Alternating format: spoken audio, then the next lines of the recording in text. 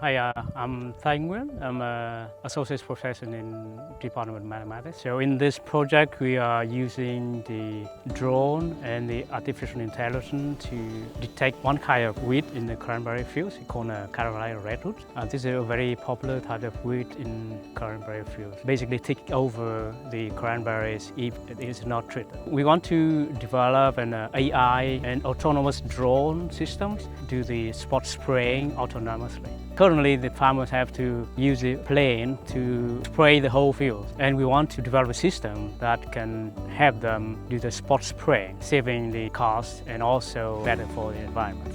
So first we're going to fly the drone and map out the location of the redwoods in the fields. That will help the farmers identify the bugs that they need to spray.